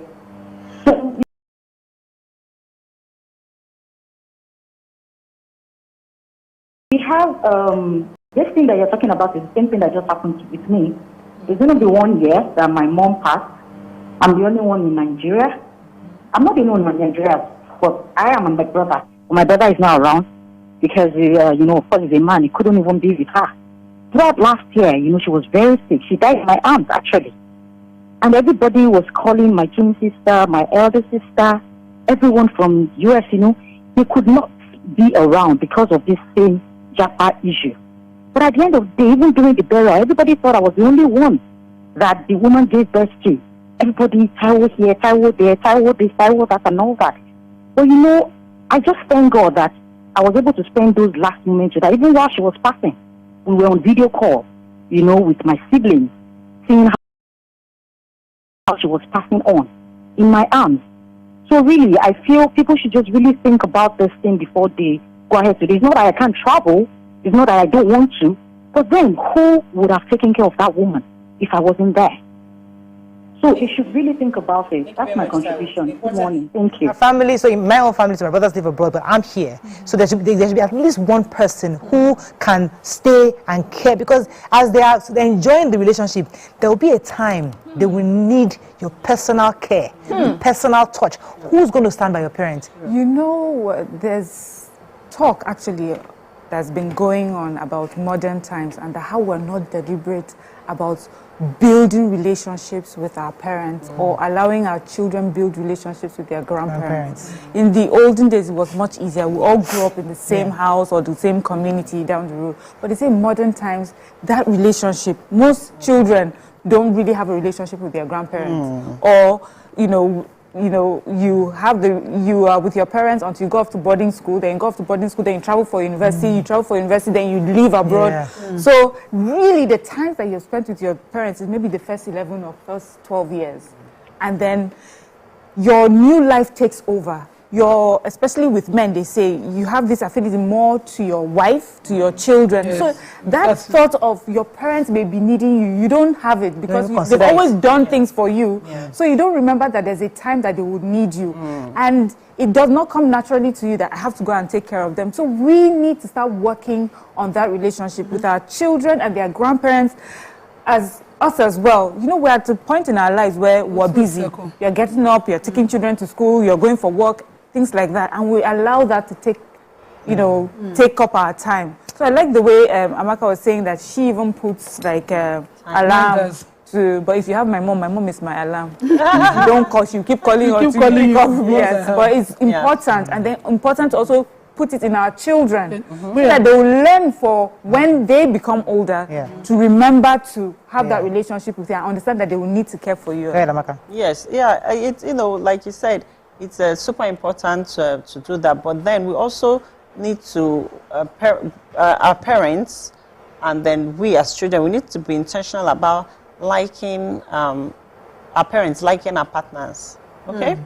Because it also makes your life easier.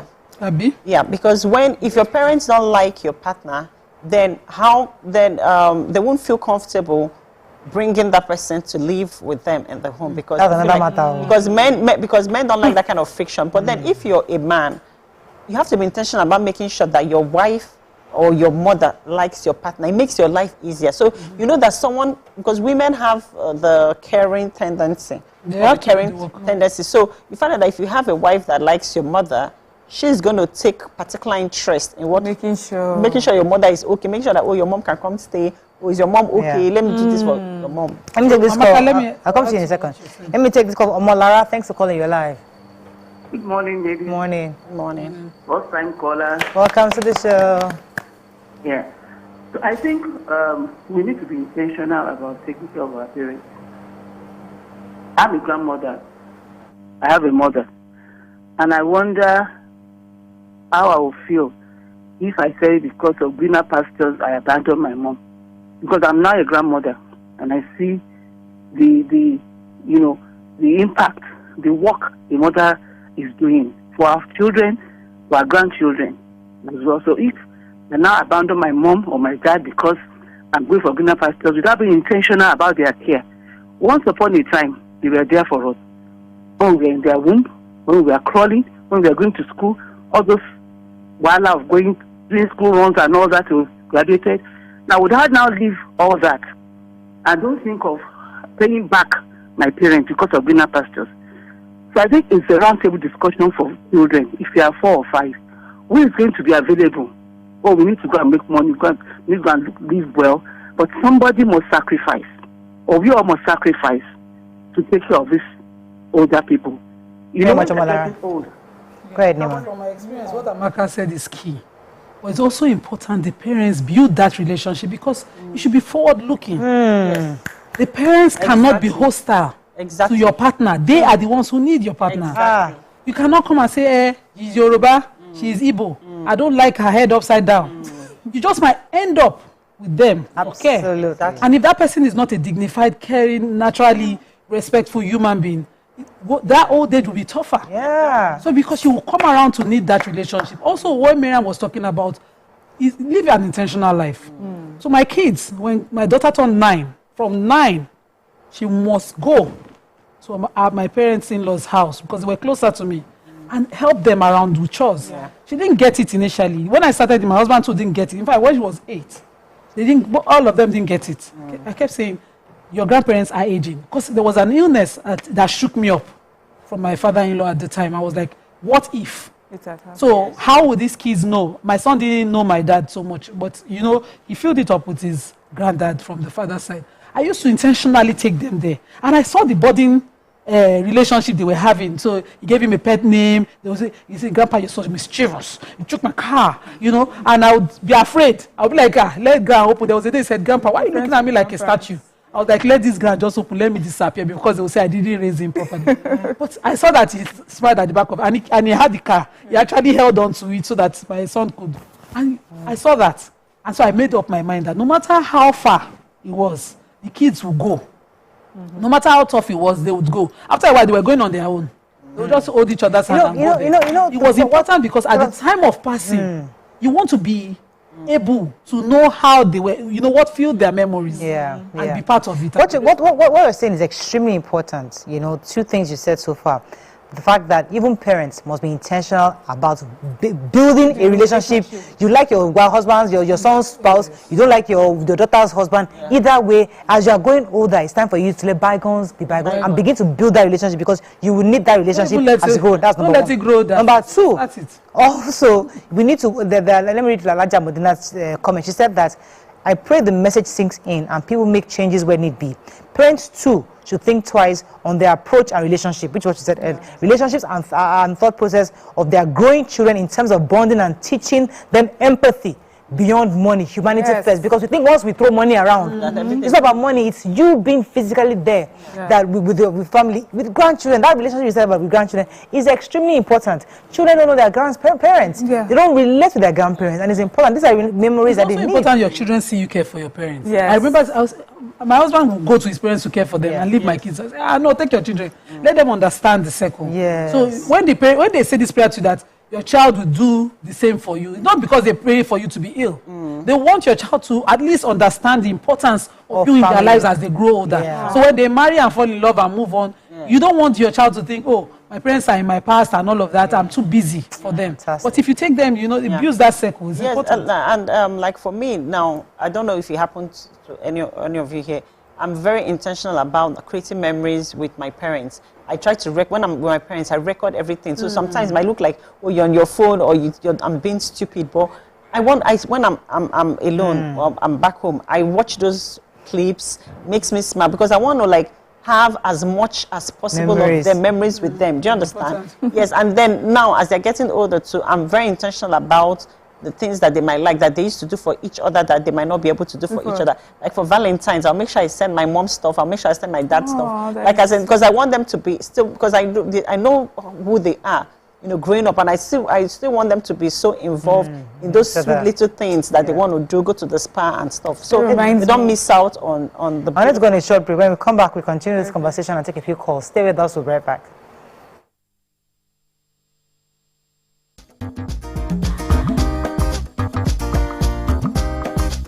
Stay tuned.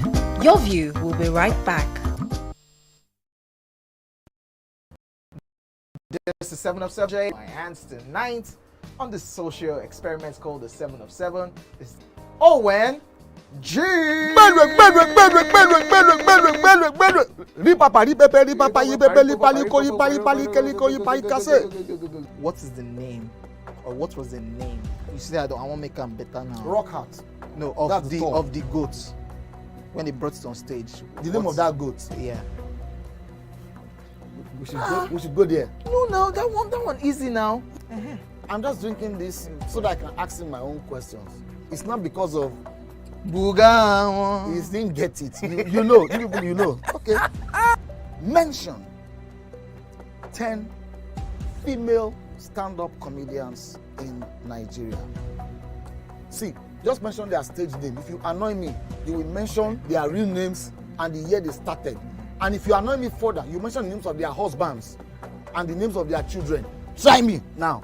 Okay, mention their name. No, let's just. No, wait.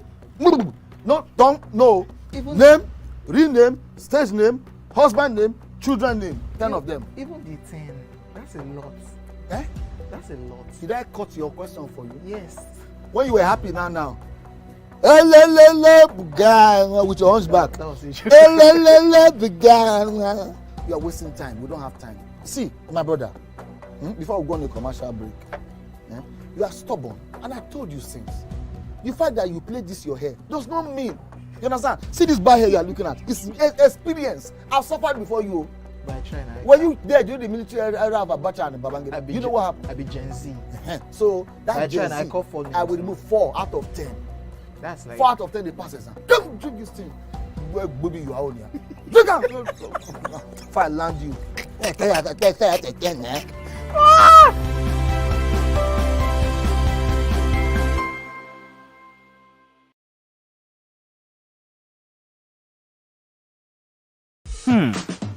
So, have you ever wondered what happens behind the curtains of a man's mind? Or perhaps you're one of those who wonder what men talk about when they gather.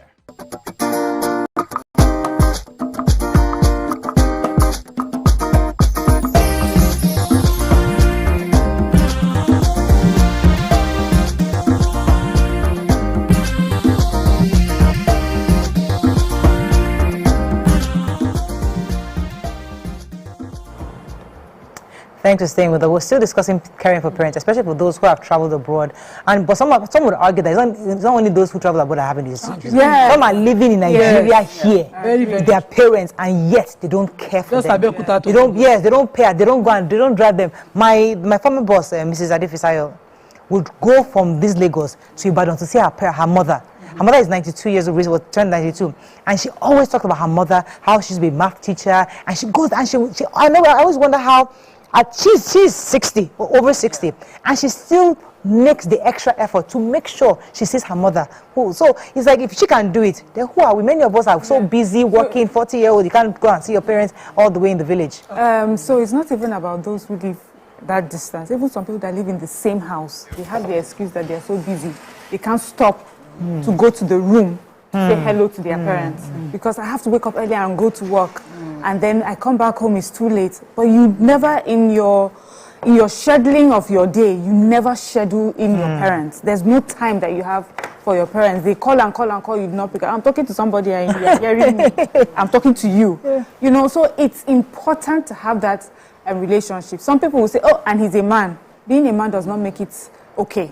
In fact, you don't know how this world happens. What if you end up being the only man and the only son that has to take care of your parents, and you have not learned to do that?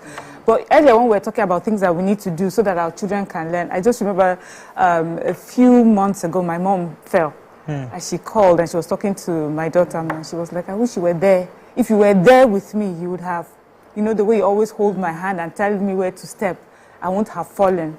And I remember that I started doing that with my mom long before this, right? Where I guide her. My mom is not that old. She's fine. She walks around.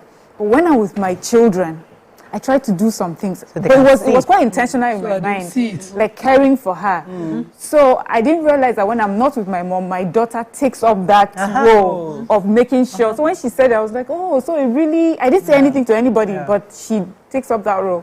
Then secondly, there was a time I wasn't feeling well, and I went to see the doctor. My mom came with me, and we were talking about everything. Then the doctor looked at my mom and said, are you okay? Is there anything else that you want to talk about? She said, yes, I have a complaint. my daughter does not like to sit with me and gist with me. I was like, this is a regular doctor. This is not a therapist. What is this? You know, and she says that every time she sits to talk to me, I always, you know, push her away. I was like, well, all you talk about is you and Judy and all these people. That's all you keep talking about. Me, I don't have time for this kind of conversation. The man said, if that's what she wants to talk about, that's what you must talk about. Make time to talk about it. Yeah. And I realized, I'm guilty. But really, you know, I feel like this conversation is beneath me. I can't have this kind of conversation. You know, but that's the conversation. You know, and she would remind me, this school that you think you're speaking, who paid this? The one who paid your fee. I think I have a caller. Good morning. Thanks for calling. You're live. Ada from Benin, you're live. Okay, good morning. I have something to tell you. My grandmom, she's late. So I took care of her at that time. I always give her gifts. Hello? We can hear you. You always give her gifts. Go ahead. My grandmom is late and she's dead. So I came back from UK. I missed her a lot. Okay. Oh, sorry, Ada. Let me take some of the messages we have on YouTube. So Mina says, this topic is especially for those who travel and never look back. They will never return to Nigeria if their aged parents are at the mercy of strangers. Andrew says, if you're a person who loves their own company when you are blessed, when you grow older, or if your profession is like your hobby, then it won't be a problem. I disagree. Afsa says, I fear old age really, but what can one do? Everyone is going out for greener pasture. It is written, says, this video chat is a must for his family. He said, my kids don't forget even if I do. Someone, Immaculate Boy says, our society, especially government, doesn't have a policy for elderly citizens. What of those aged men and women without kids? Didn't marry or lost kids. In the UK, 65% of Nigerians work at old people's home. That's deliberate.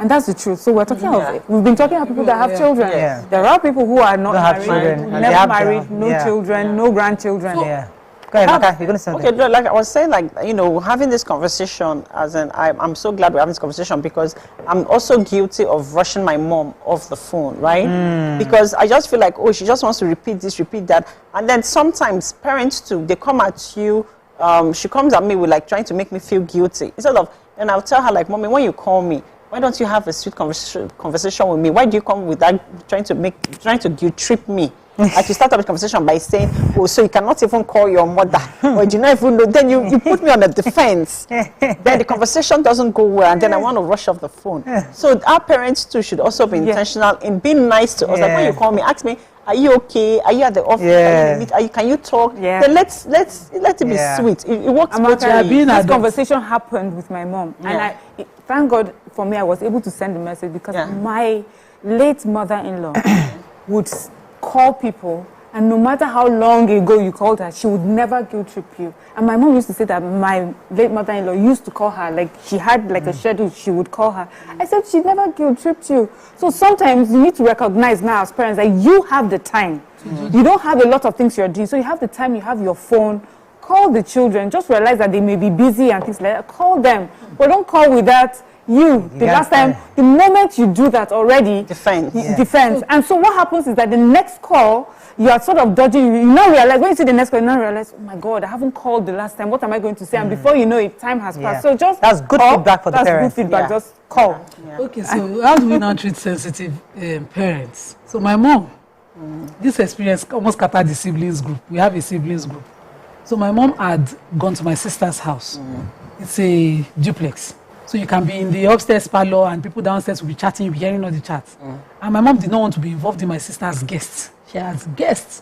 And so the guests stayed too long. You know those guests that when they come, they think they're in their own house. Yes, they just relax. 2 hours, 3 hours is not enough. They want to spend the entire day. So my sister was going and coming, going and coming, going and coming. In between, my mom felt abandoned. Her picks up the phone, calls me. That we're in the same house and I have not seen your sister. Me now, being a child, I call my sister. How dare you leave my mother unattended? My sister was like, how dare you call me? Go and carry your mother. Exactly. And the back and forth and everything. I was like, it's because I don't have the space for my mom. And so my mom was just in a sensitive place at the time. She called me. So we later learned. So if my mom calls me now and she goes on, I'll be like, Mommy, so she's not available, but I'm right here. Good. Do you want to have this conversation? I don't call my sister again to ask any question because that my sister ever ready. She know they go out, go collect reply. The reply they ready. She threw it at me the way I threw it straight. In fact, I felt heat. And so we will just manage my mom out of her sense. So how do you deal with parents who at the time, because you have to be emotionally intelligent to understand what she's going through. Yes. So what she's expressing to you to say, you've not called your mother, is actually, I'm missing you. I want to talk to you. That's it. No. So you just fill in the gaps. They don't know what I'm doing. They don't know what's going on with me at that point. So that's you being an adult. That's you being, I don't have the time. Let's go back to our original topic. Yeah, about the JAPA family. So it's all part of it. You know, because we're also trying to not lament, but also help them. Because they have to focus on their new family, their economic realities, so they have things they need to do also. But how can they ensure that their parents are well taken care of, especially in this when they are growing older and older? Yes, we have the FaceTime, that one is there. What else do you think they can do? Well, in planning for your family, you need to also be intentional about planning for your aged parents. That's the truth. For many of us, when we're planning for our family, we forget them. Mommy and daddy. Most people plan for, whether we like it or not, truthfully, funerals. But while they are alive, are we planning for their day-to-day? And we don't. We plan, also when we plan of traveling, do we ever put it in our plans that, okay, if I've stayed here 10 years, start earning this, I need this sort of house. Do you think I need some sort of quarters for my mom or my dad to come and join me? Because there'll come a time where they will not be able to, help themselves. In our conversations, we must always put that. There will come a time when they will need my help. There will come a time when they will need my help. Because we forget, we're so focused on the very here and now and our immediate nuclear family. We forget to put that into consideration. So if we do that, our finances will be more careful about including them. We'll make plans, to include them. So I think that. Let's take a few comments on social media while we're looking for. Am I doing something? He says, you people have challenged me on today's show. All I do is send money. So people to men, especially. Yeah, especially fathers. So I observed my father-in-law used to do something with it. I mean, I got tired. I mean, this man is a storyteller. Like anytime you go to his house, he's telling, and his children are so used to it. They'll sit down there, and I'm thinking, we heard this last week. Like I heard the story, but they're so used to listening to their parents, their father, saying the same thing. Professor did in 19, and I'm wondering, okay. But now I'm grateful for that because it helped. What they have done is help the siblings, the children to be more together because they share these stories that their father had told them together. They can reference it and they can also pass it on to their children. I see my husband say those things, talking about stuff, experience. I'm wondering, now I see why those things were important. In my own house, it never happened where daddy just come and we just be talking about different things. So we need to build, the point I'm trying to make is that we need to build memories with our parents such that the children see those memories and appreciate that because as they are growing older, it's those memories they'll try to also establish with you for their own children. So we must be deliberate about building memories, having sessions. We're having, I think they called it transgenerational conversations at the conference I just went to. I wish I was very saying that we must have transgenerational conversations where parents are passing down information and we are intentionally passing it on and sharing and learning from each other. You have to ask. Yes. Build intimate transgenerational relationships. And also kids, because most times parents might be willing to pass that on, but then the kids might not be interested. So it's important for kids to be intentional to ask questions because I don't get it. Like, how don't you want to know your history? How don't I want to know my mom's history, how she went to school, her friends? I want to hear the stories, the parties, how they met, all those details. Because I want to know their younger age. I want to know what happened in their lives and stuff like that. You should be interested. So if you have kids that are not interested in you, because there's some people that they love you, but they're not interested. Let me take Olayinka. Good morning, Olayinka. Are you there? Olayinka, you're live. Go ahead, please. Good morning. Good morning. Hello. Go ahead. I said I'm a first-time caller. Welcome to the show. We clap for you already. It's delayed. Go ahead, please. Okay. I would like to contribute to the topic. For my mom, everybody is talking about taking care of your old people and all that. But for somebody like me, that I have a mom that when my brother was staying with her, she was looking for fault everywhere. This is somebody that is old enough to have gotten married, but because of circumstances, he couldn't get married at that particular time. And my mom would be treating him like a teenager. My mom will be talking to him like he won't wash plates. He would just be looking for fault everywhere. So I had to call him. I said, "You have already built your house. Please move. Leave this room." He said, "Okay." But my brother didn't tell me the reason why he has been paying her. The reason has been that it was later he now said that who is going to take care of her. I fought for her. I said, "Please, we are four." She gave birth to 4 children. "We are going to take care of her. You leave first. By the time you leave, then we'll take care of her." So before he left, I started looking for carer for her, nannies, and I first got a small girl from Cotonou. And the girl, my mom, of course, she didn't really understand Yoruba very well, and my mom treated her badly. She left at 2 months. She left, and we were so angry with my mom. And later, well, of course, we cannot leave her. We started getting people for her. Then my brother left. Right from, I can't even remember the year now, but for the past 4 years now, I've been getting different people for her. And up till last... Thank you very much for looking. Let's build on what you just said. What you said is really important. I think I heard you. So the truth is that in this situation, her brother's life was on hold for taking care of the mother. So he didn't get married, he couldn't get his life together because he was the sibling that was available to care. So in that situation, now, she told her brother to leave and got somebody to take care of the mother. But the mother also maltreated this person. So there's a bigger issue here, either a mental issue that needs professional help. So it's not something your sibling can handle, not something one girl from Cotonou can handle. That's where we now need those homes that Amaka talked about earlier, where that's where you have a hospice that can actually handle, or maybe they have professional carers who know how to deal with older people, because these people, there's some really very high temperamental older people that throw things at you. They blame you for everything. They blame, so it does happen. And it's professional help. Difficult people become even more difficult when they get older. But she said something about we're poor, something like that. So maybe financial resources were limited, because there are options like that where you can help them mentally. But I know that for many Nigerians, they try to handle this thing as a family because it will require money to do that. Now, that is where people will talk about government policies. We have to have a place that people who are not, who financially things are tough, can have support of government to help them in one way or the other. Like that. Okay, so it's not, for me, this kind of cases are cases of difficult individuals. And the older they get, they become more difficult. At that point, you need to reparent your parents. You can't indulge your parents. So your parent comes and says, you may be a woman that wakes up and curses, and you want somebody to come, even if an adult was with her, that adult needs to go and learn patience. You as a child, your parents wake up, they'll curse. They'll curse everybody. Hey, this one is behind my problem. This one is a witch. I fell in the bedroom. She's the one that caused it.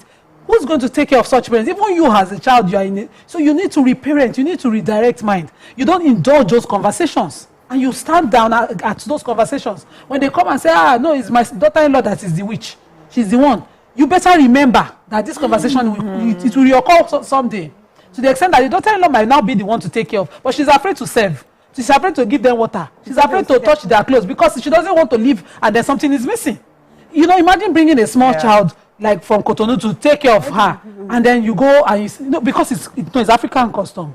So she's growing up, she can go to family and say, I'm aging, I need someone to be with me. It's okay, because she's aging now and her kids are doing well. It's expected that the kids will send that child to school, but the child will be a companion to her. But then she's a terrible host, calling the child names and all of that. And kids will now sit with her and indulge the conversation. It's in the indulging of that conversation that you create damage. You must let her know that she's the one who needs the child and not the other way around. So different, every child is different, right? So there are kids that are overly sensitive as regards maybe their relationship with their dad or their mom.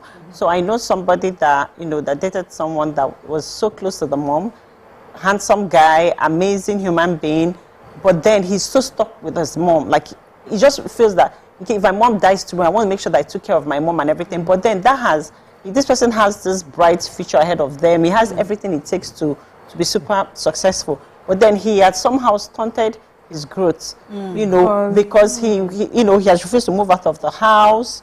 You know, he stays in his mom's house. He wants to take care of his mom. He wants to drive his mom everywhere and do everything. So because of that, it has also made him not to, like, you know, hinder his progression. Have a relationship, grow and everything. You understand? Difficult. Yes, people find that difficult. No matter how amazing or how great a relationship the person has with your mom, they still want you to step out of that comfort zone and then be, right? So in that kind of situation, you know, it is an issue. But in that kind of situation, that you have to now see what you can do to support your mother outside you. Exactly. Or how would you? So those are conversations we have to have as a family. Someone who didn't have a child. She didn't have a child. And by the time it was 22 years of her not having a child, her in-laws sat together and they had one who just continued to bear children. Took one from her and made an adoption. We're talking about choice. It was a matter of take, because you know that one was comfortable. They always requesting from the one who didn't have a child, and they asked her what of the companionship. Give one. So they said give her one instead of expecting her to send you money.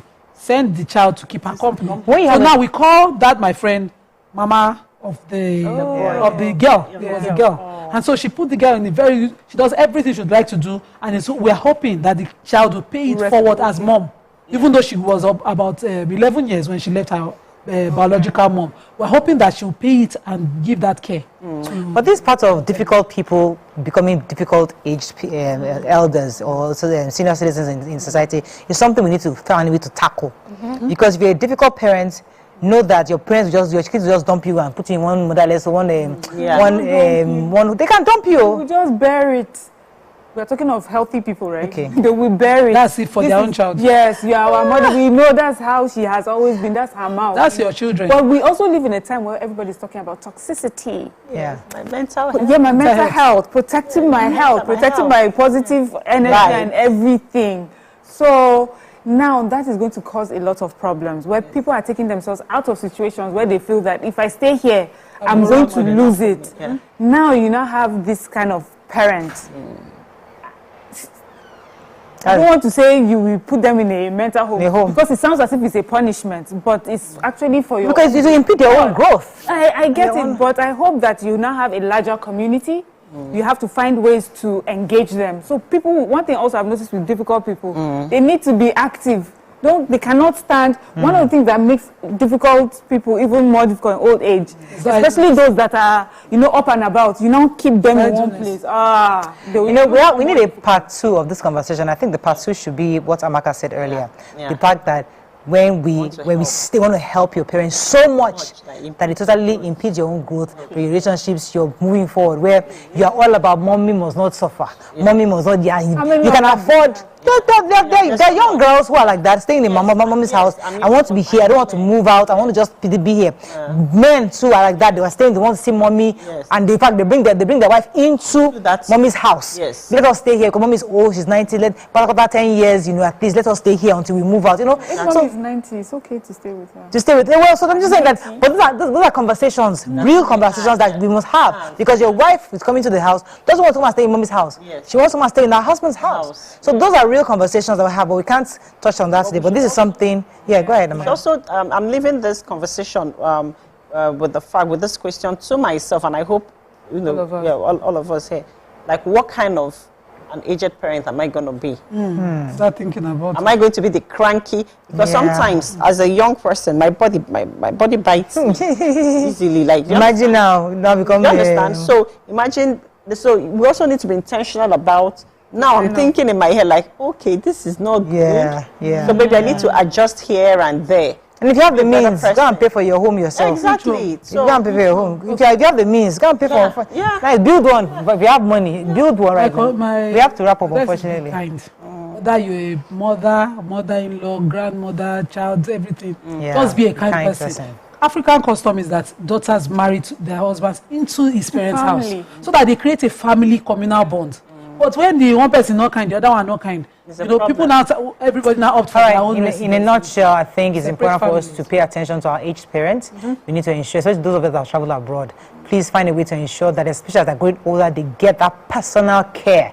It's important. For those of you in Nigeria who are still not caring for their loved ones, please let's begin to reconsider to ensure that we have put systems in place to care for our parents. And also, for those of you who are gradually graduating into becoming grandparents, please ensure you reconcile with your children's spouses. Make sure you have relationships with them. All the issues in the past, bury it, because these are the people that you'll be expecting to care for you, to have conversation with you. Maybe not pay for anything for you, but at least to develop a relationship with you. So please, you need that companionship. So please begin to fix and amend those relationships so that when you are 80, 90, you have people that will come and visit you in your house. See you tomorrow. Have a great day.